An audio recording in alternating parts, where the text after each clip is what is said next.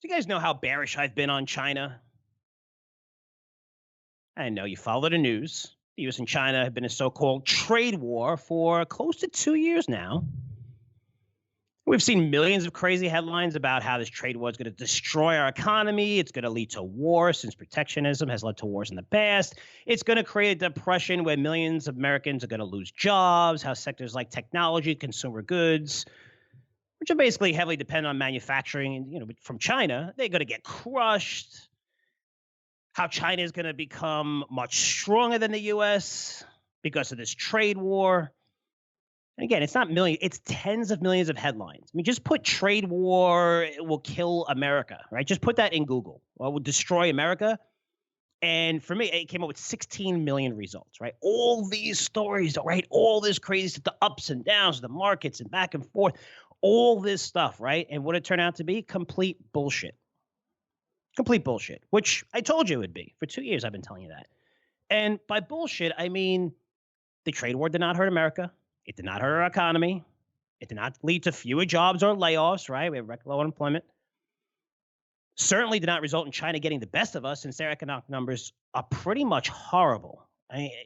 I'll give you a quick rundown. GDP near a 30-year low. Industrial output at its lowest levels in over 10 years. China's exports to the U.S. are down 16%, guys. That's a monster number. Monster number. China comes out with their beige book, just like we have our beige book, where it's like a survey of businesses, and it's 3,300 businesses in China that they survey. And the latest reading was horrible, showing that revenue, profits, output, sales volumes, job growth is going to slow from last quarter, along with both domestic and international export orders. So you're looking at all these numbers. I mean, the icing on the cake is look at the debt levels in China. I mean, risen tremendously throughout this. Now, I'm not saying it's to pat myself in the back here, right? You guys know I'm probably the most humble guy in this entire industry, right? I cover my losers and everything. But I was adamant telling you to ignore the trade war fears. Ignore the headlines. And most people commenting, writing about this stuff, they have little understanding of the subject. They want to try to scare the hell out of you. It's always nice to get Trump in a headline because it's going to get more page views because they're like the New York Yankees. If the New York Yankees or Boston make it or Dallas Cowboys, people watch those events if they make it into the Super Bowl or the World Series because you either love the Yankees or you hate the Yankees. You either want to watch it because you hate them, you want them to lose, or you're a fan, you want them to win. Either way, it gets the highest ratings, right?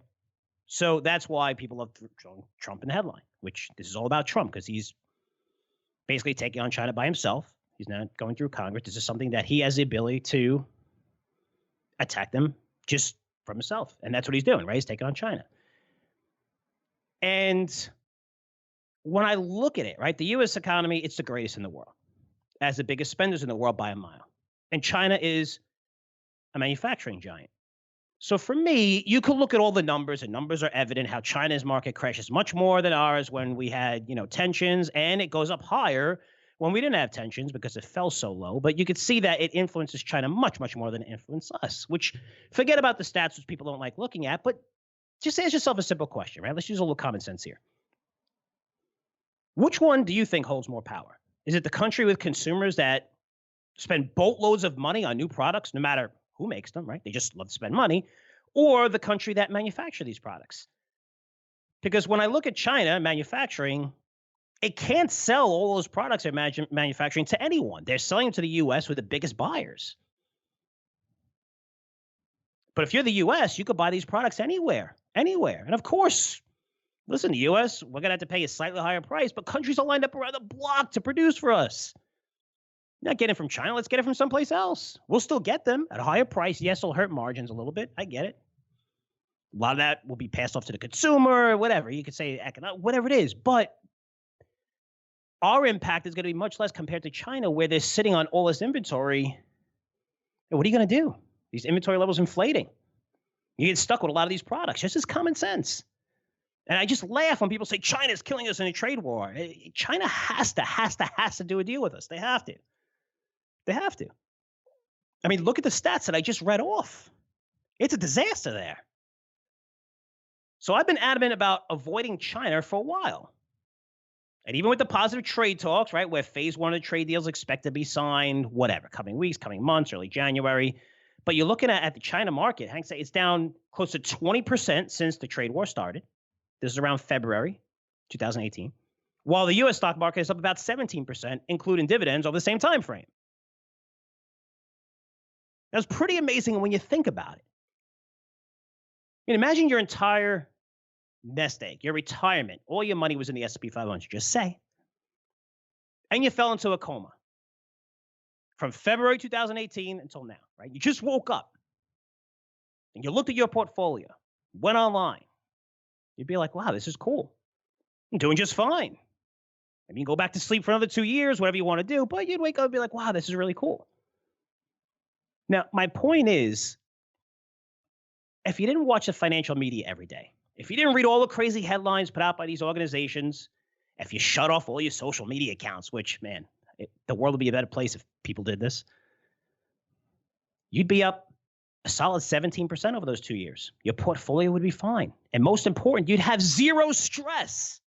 Zero stress, since you're not watching the news. You're not watching this crazy headlines. You're not, the crazies on social media and the bots and the just, man, social media is just so disgusting now. The anger and how people attack. It's just, and I understand the trolling and fine, but man, it is crazy. It's crazy social media right now. It's insane. You'd have zero stress if you just shut it off. All this trade, but think about all the stories, the top stories written in the Wall Street Journal, Washington Post, all the financial media, anywhere you look, CNBC, having people on. This is crazy. This is going to hurt us. This is going to put us into recession. We're at all-time highs, right? So ignore it. There's some things that you should ignore. This is one of the things that you should ignore. If you listen to me, you'd be right. Again, I'm not patting myself on the back. There's a point where I'm going here because I've been bearish on China for the past 2 years. But did you see the numbers from Singles Day? On a Monday? So Singles Day is an annual online sales event. It happens once a year in China. Sort of like an anti-Valentine's Day. That's how they describe it. It's an anti-Valentine's Day holiday, which celebrates people who are not in relationships. Anyway, you could buy, whether you're in a relationship or not, you could buy whatever you want. But it's held on November 11th every year. And this day was chosen since it's, November 11th, 1111, that singles indicates Singles Day. So they say. So it's like a Black Friday. Actually, not really a Black Friday. It's more like a Cyber Monday because it's an online holiday. This idea originated in 1993, but it wasn't deemed a holiday where, it was a massive online sales event until 2013. And in 2013, sales topped a whopping $5.3 billion just on that day. $5.3 billion on that day. In 2014, sales were $9.3 billion, again, in one day.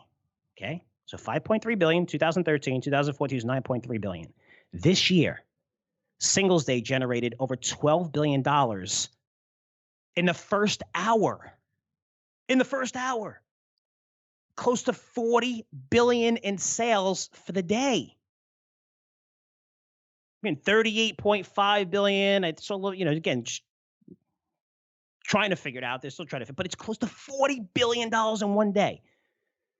You put that in perspective. Cyber Monday last year, they generated about $8 billion in sales. But let's even go further, okay? Because I did a little research here.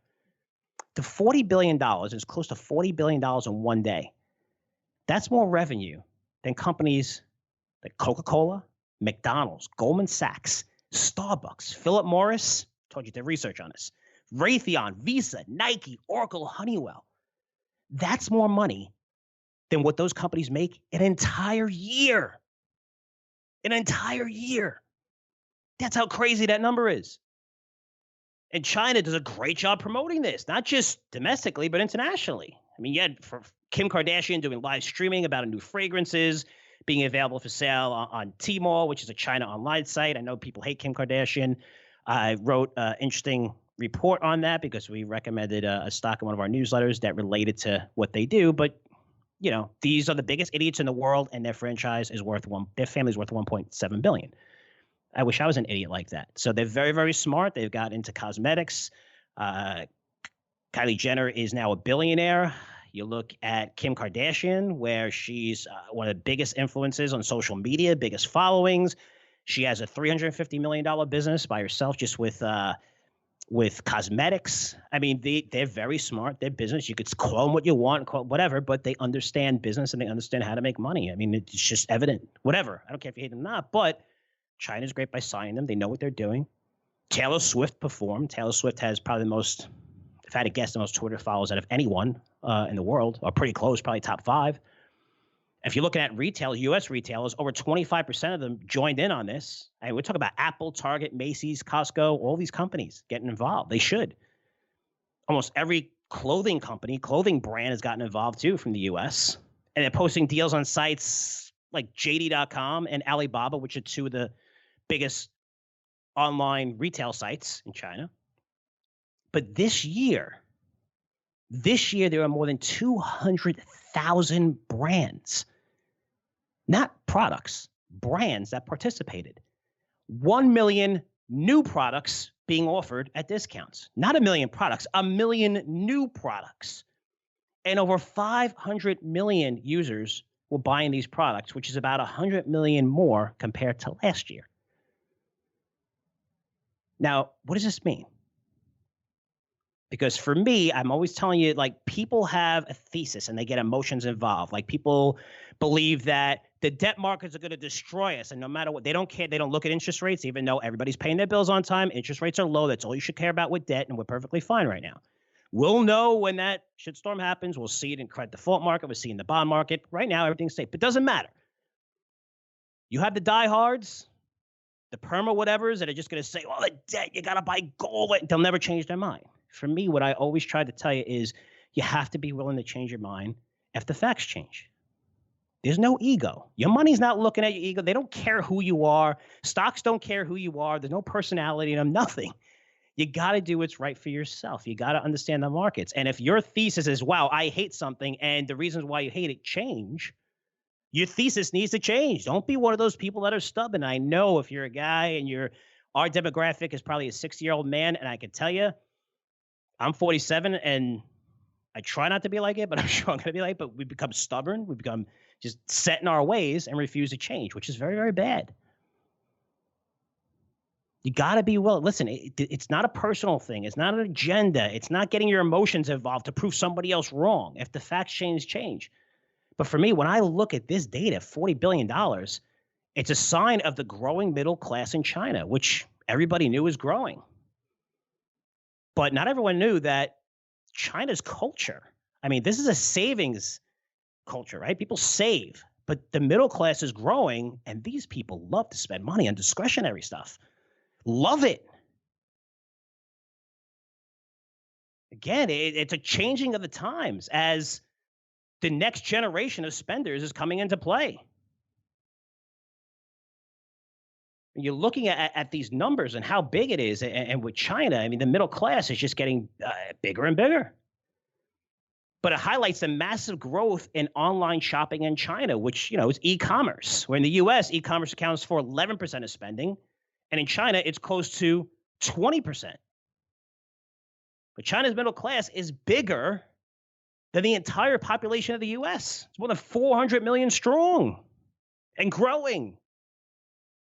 So when I see numbers like this, again, I've been bearish on China, even though the trade war is nonsense. I know it's subsiding, and a ton of U.S. companies have already moved the manufacturer supply chains out of China, right? It's just too difficult for them to deal with the uncertainty.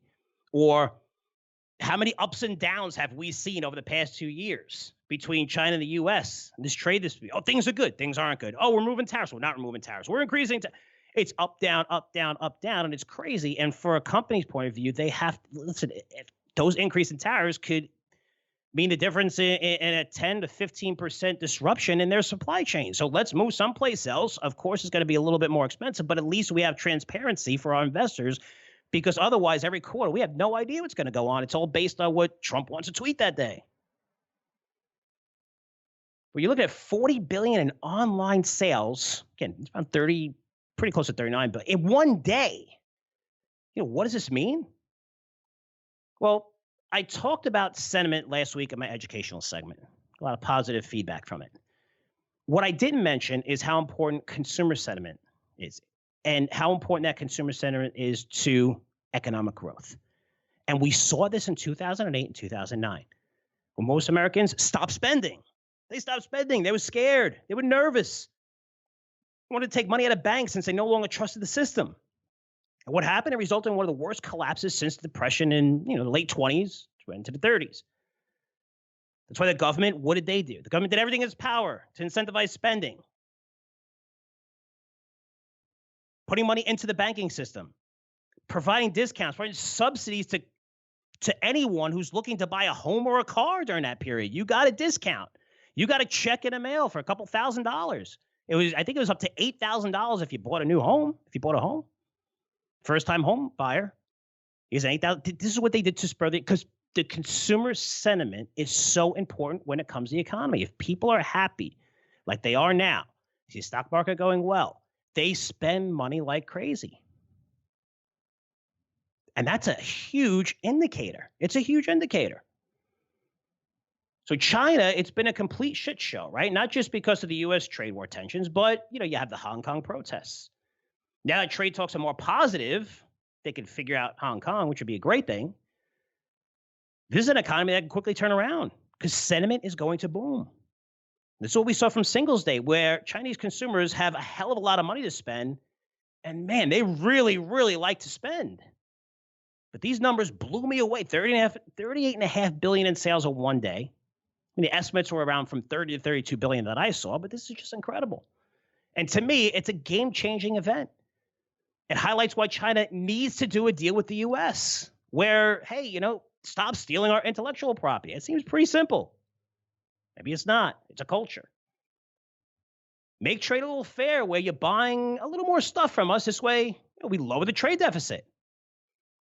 Because if China gets its act together, meaning if they start reporting real numbers, if they work with their trade partners, if they're more transparent, if they allow foreign investments, China's going to be the largest economy in the world. It's going to surpass the U.S.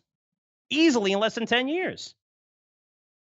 I mean, our economy in terms of GDP, listen to these numbers really quick. Our economy, the U.S. economy is $21.5 trillion. China's $14.2 trillion.